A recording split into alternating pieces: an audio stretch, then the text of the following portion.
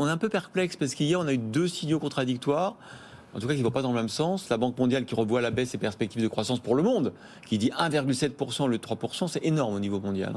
Puis la Banque de France qui dit mais non, mais tout va bien, la France va s'en sortir, pas de récession, on va rebondir. Alors, vous êtes plutôt dans la team Banque de France ou la team Banque mondiale? Alors, les deux. Ah, bon. Vous ne mouillez pas comme ça. Il n'y a pas d'incohérence forcément vrai, entre ce que raconte la Banque mondiale pour l'économie mondiale et ce que raconte la Banque de France pour l'économie française. Il faut voir aussi que le timing de révision des prévisions n'est pas exactement le même. La Banque mondiale, le dernier exercice date un peu plus. Nous, on est sur un scénario de très fort ralentissement de la croissance mondiale sur 2023, en phase à l'épaisseur du trait avec la Banque mondiale, c'est-à-dire une croissance mondiale en volume qui serait sous les 2%. Ouais, c'est comme du quasiment jamais vu, non? Enfin, je sais pas, dans les grandes crises seulement. Oui, on le voit dans les grandes crises en règle générale. Ce qu'on estime être le seuil d'une récession pour l'économie mondiale, c'est quand on est entre 1,5 et 2%. Donc, en gros, on tangente une récession au niveau mondial avec une hétérogénéité complètement folle, si je puis dire. Et les vérités des pays ne sont pas forcément les mêmes que pour d'autres pays.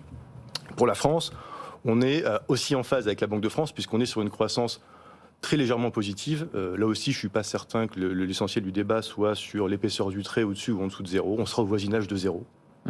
Pour le dire très clairement, d'ailleurs, on l'est au voisinage de zéro pour l'économie française depuis quelques trimestres désormais. Quand on regarde depuis la fin 2021, en séquentiel, on est sur une croissance extrêmement faible et ça devrait durer en 2023 en France. Sauf que sur le chiffre annuel 2023 France, on n'aura pas l'élan, l'effet d'acquis, comme on dit dans le jargon, qu'on avait pour 2022, et donc on aurait une croissance qui serait aux alentours de plus 0,2, plus 0,3%.